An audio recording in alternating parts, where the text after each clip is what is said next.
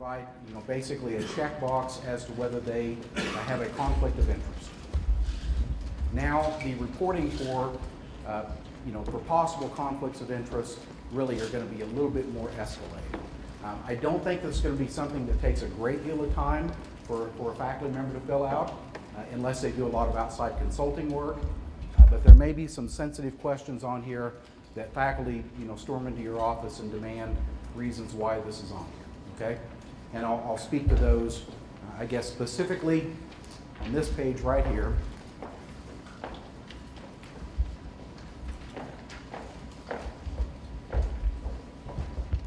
Todd wanted me to highlight number 3.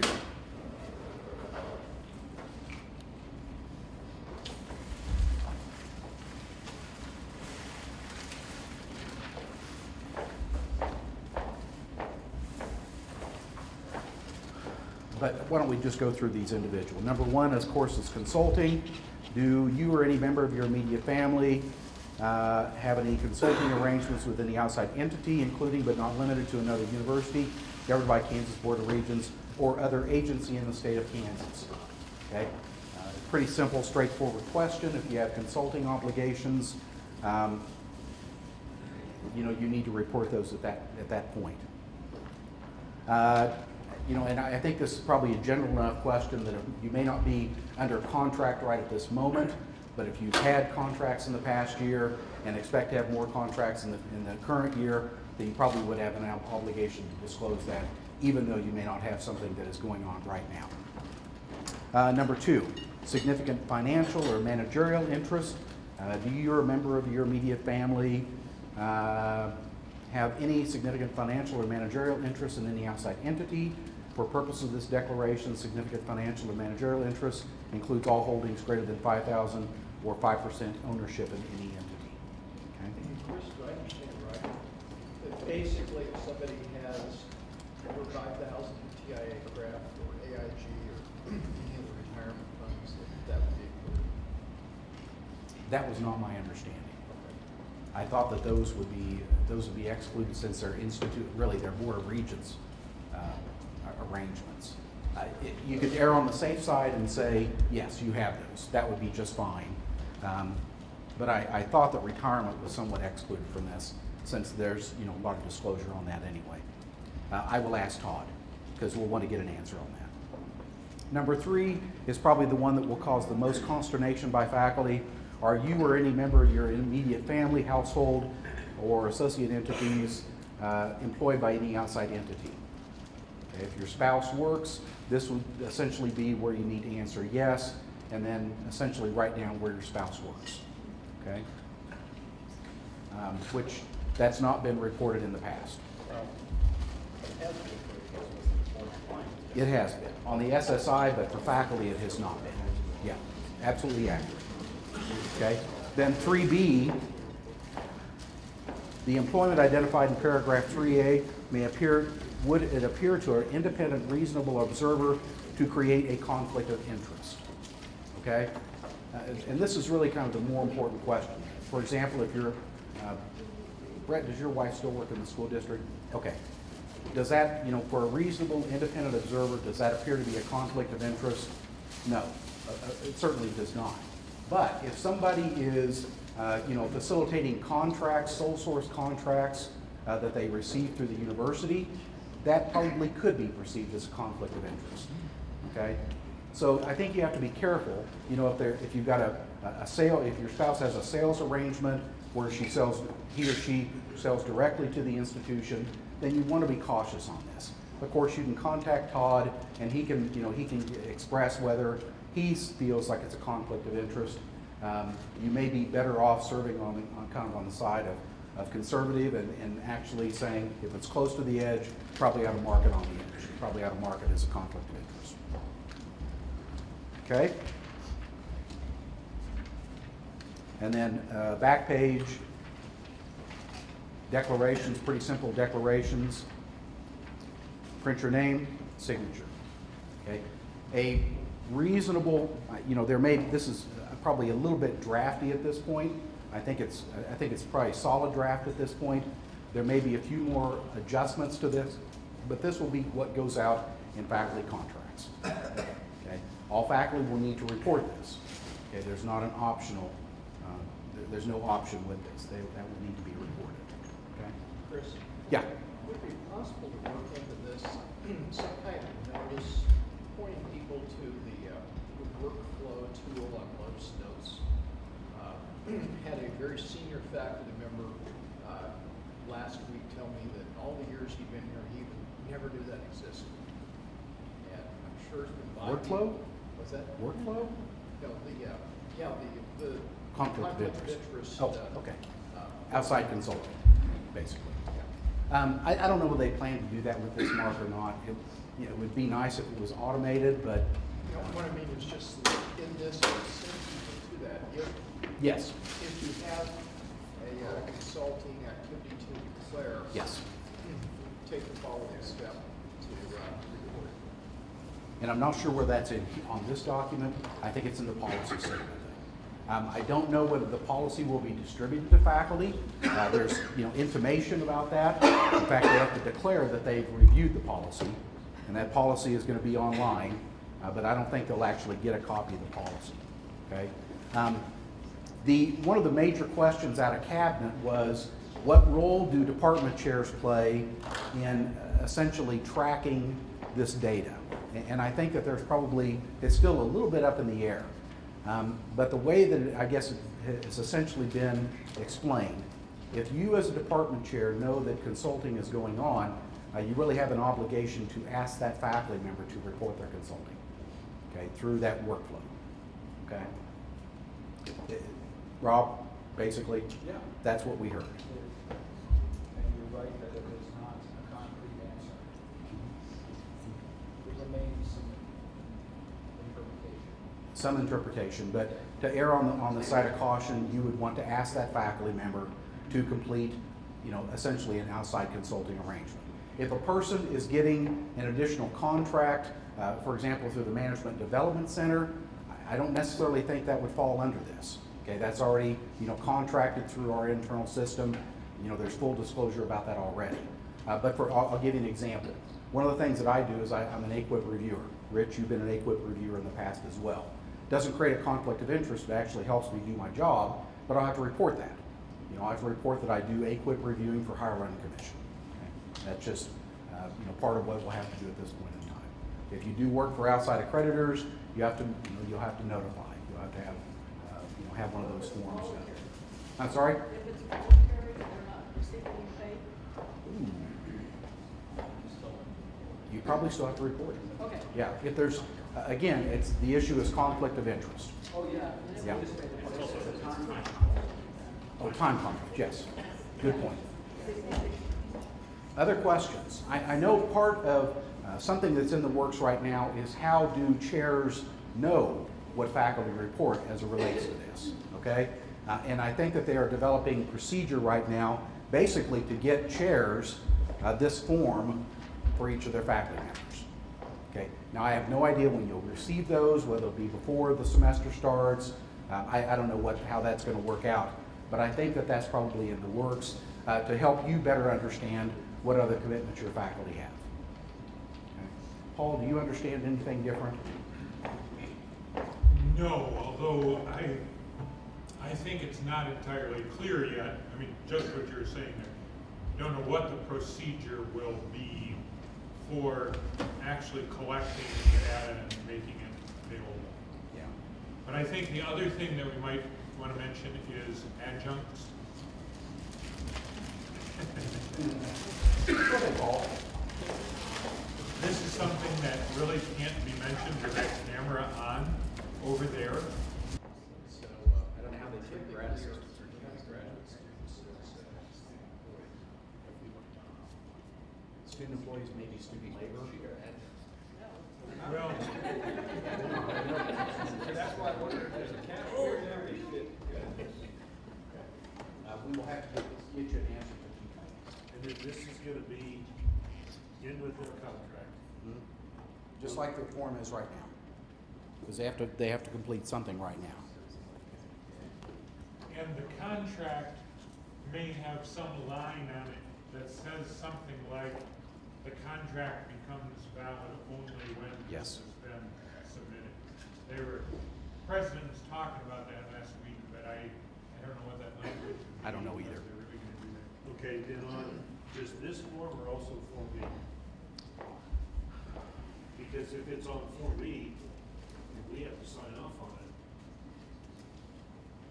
to validate this, how does that affect their contract? Because this does not come back to us. I think some of those will be coming back. I think they will be coming back to you. Yeah, I think you'll get those notices back.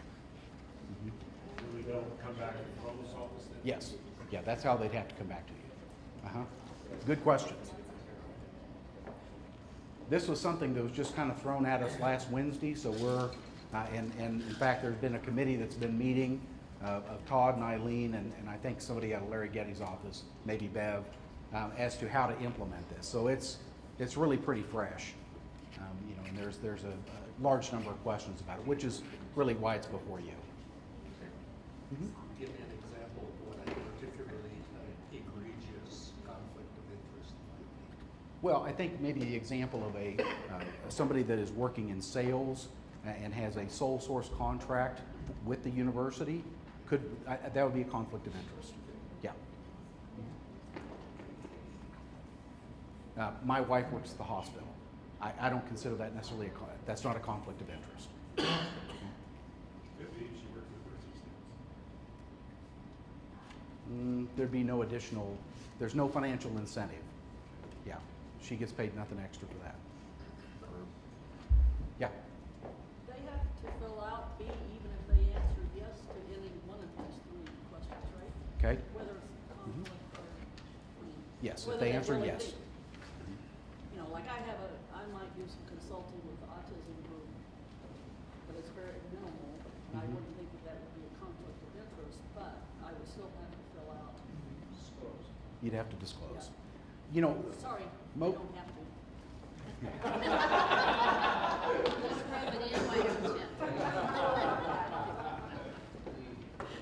you know, we're all familiar, everybody around here is familiar with the SSI. Okay, everybody does that.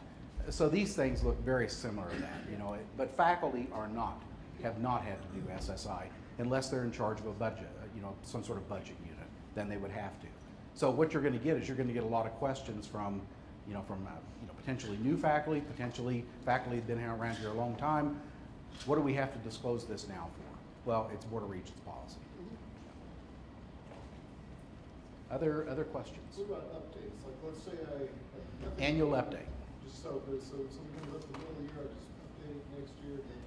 No, if it's a consulting arrangement, you would need to go to Lotus Notes. Yeah, do that. Right. But I don't have to redo this form until it comes around next year. Okay.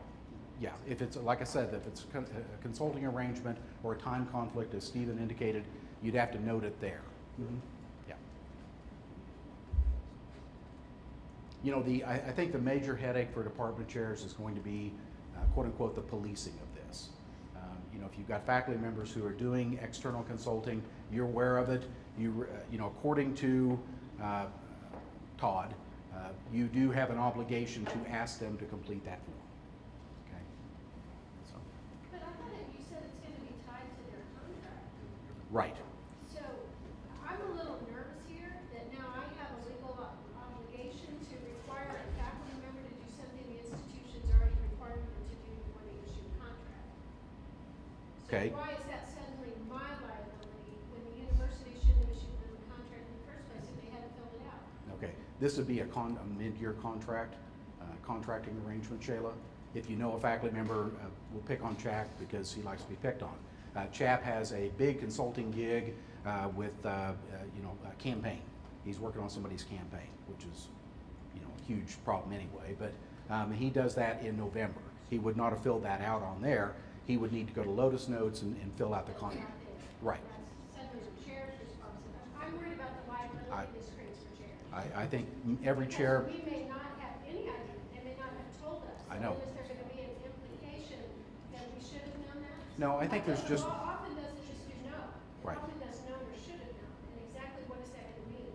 Are we gonna get busted because once a month we didn't ask them whether they had the contract reviews? yeah, I'm not, Todd said that was going to be a liability for chairs. it's not. No, it's not. But you do have due diligence if you are aware of the knowledge, or if you're aware that they're doing that, to ask them to complete that. Yeah, that's your responsibility. But Shayla's point is well taken. I think it's a good point. And then there is, well, didn't know but should have known. Right, that's the number, Okay, should that's have the- known. Right. That's about, I don't have an answer for that. And in fact, nobody really had an answer for that. It will be evolving. Right. And this is going out into the contracts that are going out. That's correct. So we're gonna get a lot of phone calls. You may get some phone calls. Stephen's question is good. This is going out in the current contract year here in a couple of weeks. So you may expect to receive some phone calls on what does this all mean for me. Mhm. Yeah. Do, Lost these brain cells, but what is the Lotus Notes consulting? It's a Lotus Notes app. Is it in workflow? Mhm. And workflow's can all of it? That's what I'm asking. Well, some departments use it pretty regularly. Okay. Yeah, I mean, you know, if So they've got like- external contracts, they do that.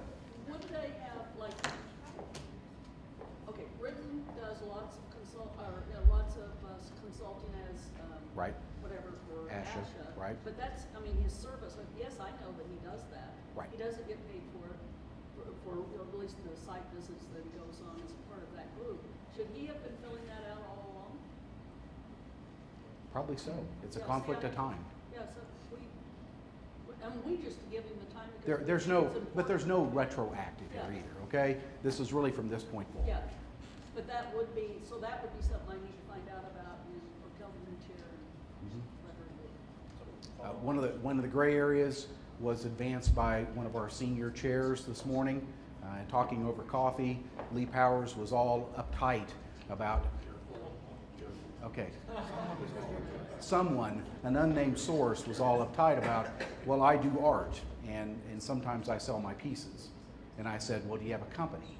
I'm sorry, to a undisclosed person, do you have a company? And he said, no, I do not. That person said, no, I do not have a company. under the governor's tax structure, it makes sense to have LLC. And I said, well, welcome to the entrepreneurial world. so a follow-up question for you, Chris, I'm going to get phone calls and say, hey man, I'm in a band on the weekend. And I need to do this, so hey, I have this art, do I need to fill this out? Do we direct all that stuff to how? Because I'm not going to be in a position to. I think you're going to have to use your best judgment on some of this stuff because Todd's, you know, I said I wasn't going to use Todd's name. University Council is up to his eyeballs with this policy already. Sure. Okay, he's, you know, even though it's something that he is, you know, he's responsible for, he's not liking it any more than anybody else. Okay. Please don't tell Todd. I'm not throwing him under the bus. It cost me a beer last time. He's quite unexcited about it. Yeah. I had a faculty member teaching at Oklahoma State University summer school. And Oh. Todd said he actually had to fill out a form, even Yeah. though he was not employed in something, Yeah. which I didn't realize. Yeah. Filled it out. And we do have some faculty that teach for other institutions, even though that is prohibited. It does happen. Yeah. I think you'd obviously have an obligation to report that to somebody. Mhm. Happy times. Yeah, Paul? You know, another example of things we've never filled in the consulting form for, but we maybe ought to, is when we have faculty members doing advanced placement, exam grading, stuff like that.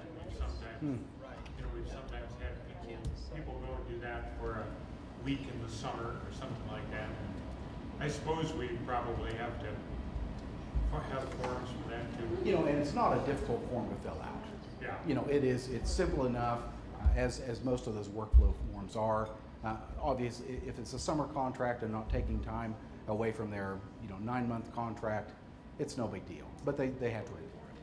Chris, I'm just gonna harp on this. Okay. I totally understand the importance of the conflict of interest policy, and I appreciate the Board of Regents' concern.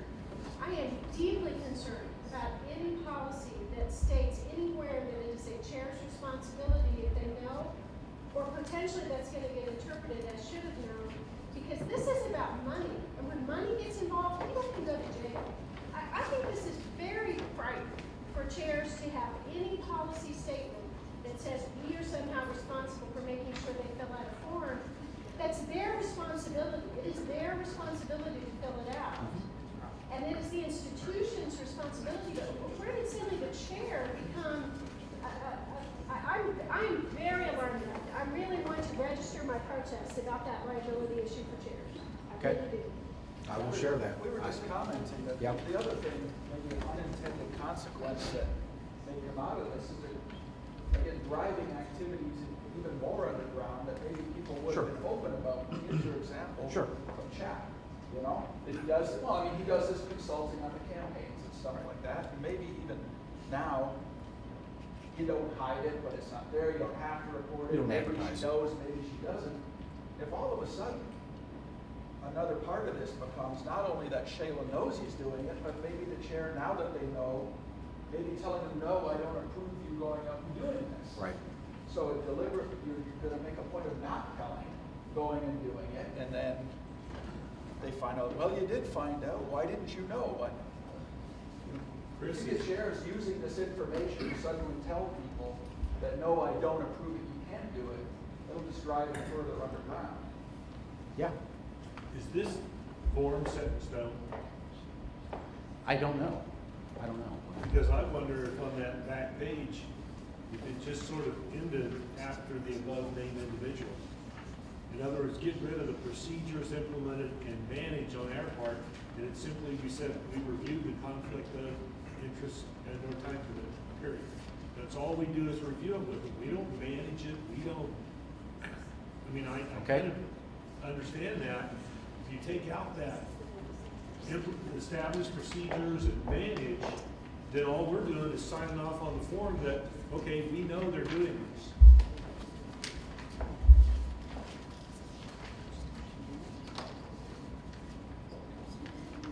I mean, Shayla, does that kind of address that? This page troubles me a great deal. Yeah. What if I'm wrong and I've checked off there's no conflict and someone else farther up says there is? I mean, I don't like anything about this. I mean, I just really,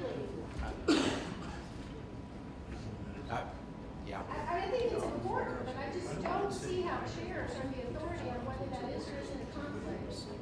I'm a lawyer, you know, but how many of the rest of you are lawyers? I mean, suddenly you're asking them to make a legal determination about whether that's a conflict of interest? I know. Chairs don't have the expertise to make that call and check that box and Well, then sign their name to it. If it's close to the gray area, there are resources you can call to find out. Yeah, exactly. Well, where's the checkbox that says, and my university attorney said I could check this box? You write that in the margins. Mhm. Yeah, I don't think there's, I'm not sure there's any unrealistic or unreasonable expectation here, Shayla. Nobody's asking you to go over and above and put your name on the dotted line when it shouldn't be there, okay? I really don't think so. And just to be clear, this isn't being used as a witch hunt. No. too, right? Not as far as I know. That, it's not, you know, it's been called a lot of names, but it hasn't been called that one yet. Mhm. So what if you put on here, they're involved in other things, and you said there is no conflict, sign your name, what's that? Well, in your best estimation, is there a conflict of interest? If you're saying no, if there's no time conflict of interest, then, okay. Yeah. Right, I mean, then you're protecting your faculty members. You're giving, Yeah. you've taken a look at it, and it doesn't interfere with the faculty member's duties as a faculty member. Yeah. And you're just making that public. But even that definition by itself, a different chair in the same department would have possibly a different opinion. And different chairs across campus might have different opinions. And so this. Well, we could set up a committee to review all these too. We haven't yet. We haven't yet. For violations, for violations. Exactly. Yeah, Pauline? Might it alleviate some of the potential liability if they would just add some language in here that says, I have reviewed the conflict of interest, et cetera, as they have been reported to me by the individual? Okay. But even then, if they report something on here, and you say, oh, there's no conflict, and it doesn't bring that. Right, but at least you're not being liable for something that they did. Exactly. Well, and you're not gonna be liable for something they didn't report anyway. If you don't know about it, and it's not reported on the form, you can't take responsibility for it. In what sense is this form confidential? That is it confidential upward past the provost to regents? Yes. Okay. So wait, you mean to say that it does not go upwards past the provost to regents? That is accurate. Purely internal documents? Purely internal. At this point. Do you think you could ask? What? Do you think you could ask about those, a couple of Yes. those modifications? Todd will be eager to talk to you about Yeah, this. right. Other comments? Any positive comments? It is important to note, though, that this isn't a Fort Hays thing, a complicated thing, and this isn't a Chris thing, or a No. Todd thing. Todd is one lawyer, that's part of a whole group of lawyers that have been sitting around. So, I mean, this is much more complicated than just, well, like it usually is, or go tell Todd and he'll change our form. This is something that's got Board of Regents a whole policy, group yeah. full of lawyers out in Topeka. Yeah. This is largely driven by, my understanding that KU, its efforts to comply with federal law dealing with contracts. Exactly. Yeah. So, Chris, were all three of these forms on the other faculty? I think probably just the first two. Mhm. So Yeah. there's some examples of plans that people have used to manage conflict of interest that are acceptable from Todd's perspective? Ooh, Just for. that sounds like an AAO meeting to me. Well, one might assume that you remove Yeah, the that's person good. who has the conflict from the decision chain. So let's stick with art, because Lee raised it earlier. It might be a conflict if instead of working at the library, your wife sold art supplies, and you decided to buy the art supplies from her company. Yeah. That would be a conflict of interest. So one thing you might remove it is, then, now, he doesn't make the decision about who they buy the art supplies from. Maybe, you have a plan where that decision is made completely separate from the Department of Art. It's Great made example. somewhere else in a different office on campus, Great and they don't example. control it. So the warehouse decides, not the art department. That would be a good plan. Great example. We have these lawyers here. I'm sorry? We have these lawyers here for some reason. Well, of course we do. They clean up our I mean, that's messes. very helpful. Give that example. So this is dialed to technology because of this phrasing in here. Two important means of accomplishing the university's mission of consulting and commercialization of technology derived from research. So it really is going to involve software. It could. And It could. royalties. Good. Other questions? Big brother wants to know. So, So if I That's- don't sign this, they don't need contracts. don't cry, Steve. Don't do that. Other questions? I knew that y'all needed to see this. I knew everybody was just dying to see this last week of their world. Yeah, Paul? In the policy on page 3, there's a helpful paragraph that is entitled State Ethics Statutes. Yes. It says, all employees shall adhere to all applicable state ethics statutes. Now, I remember this was brought up, but I can't remember the result of it. Was somebody going to put together all applicable state ethics statutes so that we would know what this refers to? What I asked Todd to do was put a link in there to what to where they might find those state ethics statutes. Okay. Yeah. Did he put that in that No. draft? No. Okay. He will put that in the final policy. He assured me of that.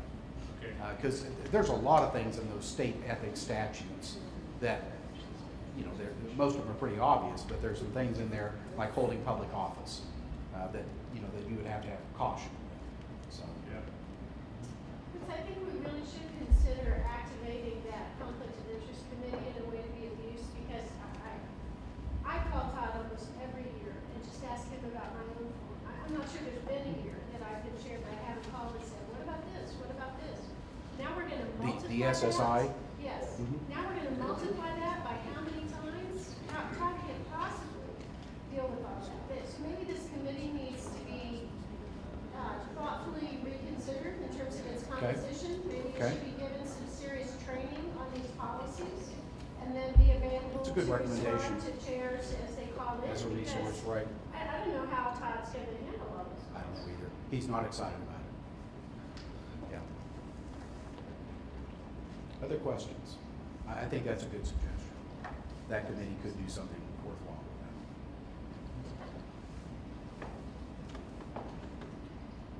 that. Okay, I think that's probably enough fun for one day. Thank you all very much.